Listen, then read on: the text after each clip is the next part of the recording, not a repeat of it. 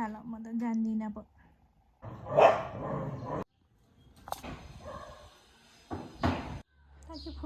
Hello नमस्ते। यदि तपाईहरुलाई मेरो भिडियो मन पर्छ भने सब्स्क्राइब लाइक कमेन्ट गर्नु। यो सामानहरु चाहिँ मिलाएर राखिदिनु पर्यो। यहाँ चाहिँ खास रायोको बिउ हो, अर्को साल छर्नलाई हुन्छ भनेर राखेको। मिलाएर राख्नु पर्यो। मेरो इन्डोर प्लान्टहरु, मलाई चाहिँ इन्डोर प्लान्ट एकदमै मन पर्छ, त्यही भएर इन्डोर प्लान्टहरु चाहिँ मसँग धेरै हुन्छ। इन्डोर प्लान्टहरु चाहिँ मन पर्ने भएर धेरै नै म भित्र बाहिर टन्नै छ घरभरिमा इन्डोर प्लान्ट। यो चाहिँ मैले सजाउनलाई किनेको तर ड्यामेज परेछ, फिर्ता पार्नुपर्छ। यो पनि मेरो इन्डोर प्लान्ट। यो भूत ब्रह्मकमलको बोर्ड, फुलको बोर्ड त कत्रो ठुलो भएछ हो। पोहोरको सालमा चाहिँ 3चोटि फुलेको थियो क्या अरे। ब्रह्मकमल चाहिँ एक दिनमा फुल्दो रहेछ 7 बजेबाट बेलुका 12 बजे बन्द भइसक्यो। यो चाहिँ मेरो डेट भएको सिस्टरले दिएको गिफ्ट हो। यो मेरो स्नेक प्लान्ट। यो चाहिँ कस्तो राम्रो देखेछ नि यो सयपत्रीको फुल चाहिँ एउटा सानो बिरुवा लिएर रोपेको थियो, तर एउटै बिरुवाबाट झाँगेर यत्रो ठुलो भयो कि कति धेरै फुलहरु त यति फुलेको, वर्षैभरि फुलेकै भयो। अब कहिलेसम्म हुन्छ।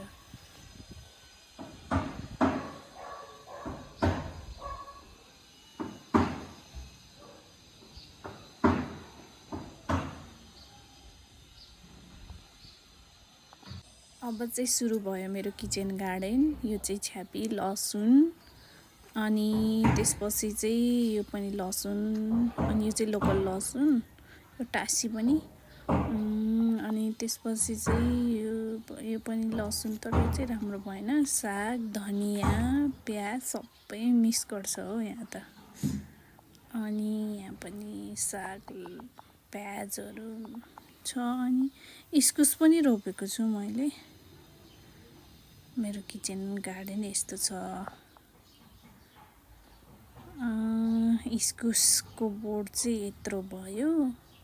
सागहरु यो चाहिँ के भन्छ सिमी। कहाँबाट भेट्यो मेरो सुरुवाल बोकेर उडेर। मेरो छोराले गर्छ है।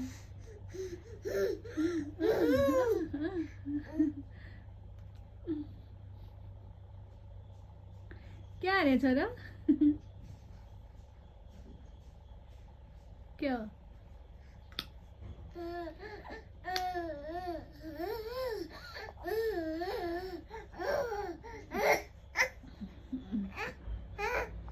यो चाहिँ कागतीको बोट। पोहोर चाहिँ कागती फलेन, यसपालि चाहिँ फल्छ जस्तो छ। फुलहरु फुलिरहेछ, फल्छ जस्तै छ। हेरौँ फल्छ कि फल्दैन। कस्तो राम्रो फुलहरु फुलिरहेछ टन्नै कागतीको। यो चाहिँ आलु, मैले आलु रोपेको, सोलुको आलु। यो चाहिँ आलु, अनि त्यसपछि लसुन, आलु सब मिक्स छ। अब सानो ठाउँ छ, सब मिक्स गरे। यो सिमी, अनि यो चाहिँ जिम्बु, अनि सुन्तलाको बोट पनि छ। यो सुन्तलाको बोट।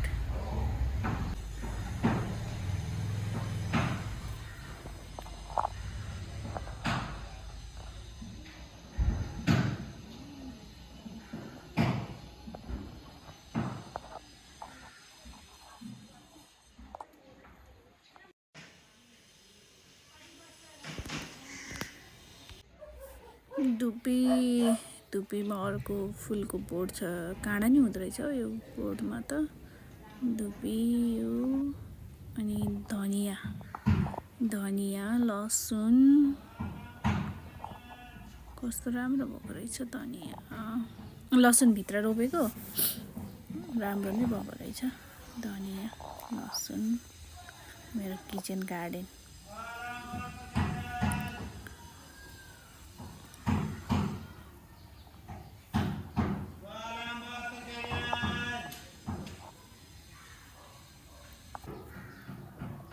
छ्यापी कस्तो राम्रो भएको छ छ्यापी पनि।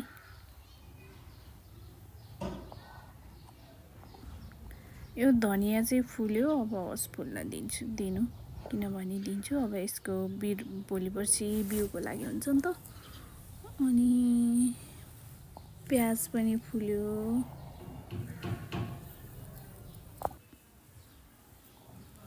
फुलेको धनिया कस्तो राम्रो देखेछ। फुलेको धनियाको फुल कस्तो राम्रो सेतो देखेको छ।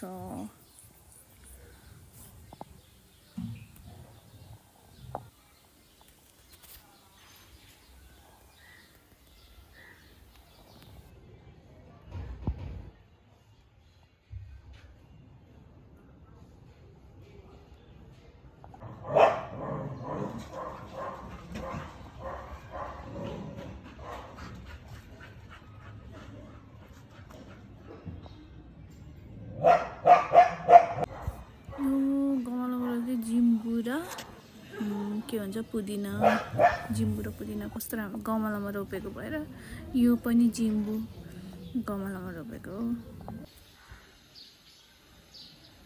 आशी के बोलेको छानो कति फुल देखेको तिमीलाई त।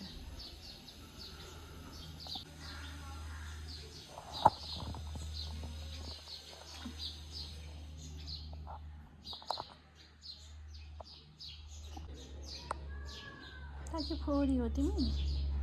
के त फोरी देखेछ। आज त घाम पनि लागेन, कपडा पनि सुकेन राम्रोसँग। बाबुको कपडा, बाक्लो कपडाहरू अब यतिकै उठाएर राखिदिनु पर्यो। प्याज त रोपेको सबै मुसाले खाइ यस्तो भएछ प्याज त। बल्ल बल्ल अलि मुसाले खाएर खत्तम। अनि काँडा राखिदिएको, अनि त्यहीबाट बल्ल खाना छोड्यो।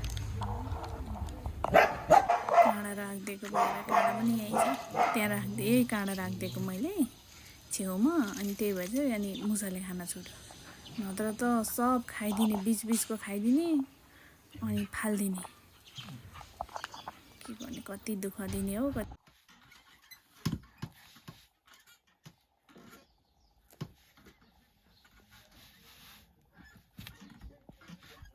सबै फाले यसले त तान्दै सबै निकाल्दै फाल्दै। हेर यसो काम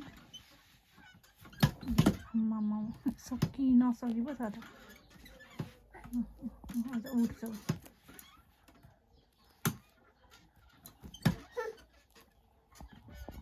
किन फाल्नु पर्यो त त्यो त्यसरी सकि नसकी?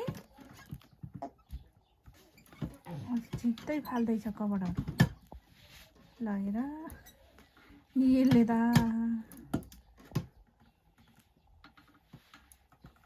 अचम्म छ यो बच्चा त।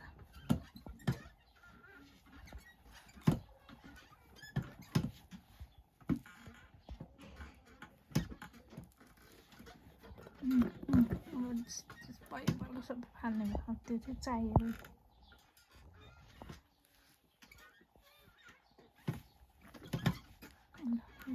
सकि नसकी पो छ त।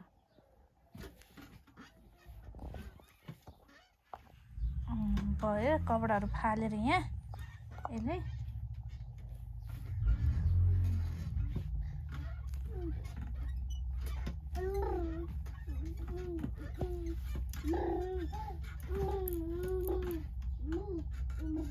ल यता हेर छोरा, बाबु के गरेको, कति चकचक गरेको तिमीले? आमा नि कपडाहरू सबै झिकेर फाल्ने, मम्मीलाई काम बढाउने होला नि हो। यस्तो त छ मान्छे। आमा कुरा गरे साथी छ र भने। ल के झिकेर फाल्यो।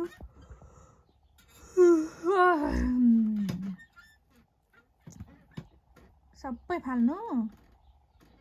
ल फाल है फाल, म त जान्दिनँ पो।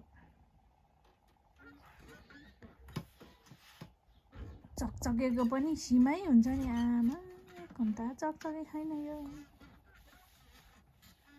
सकि नसकी छ।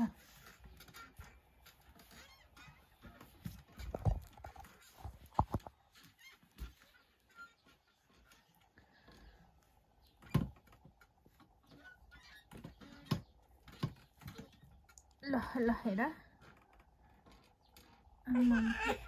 के भयो, आयो भयो।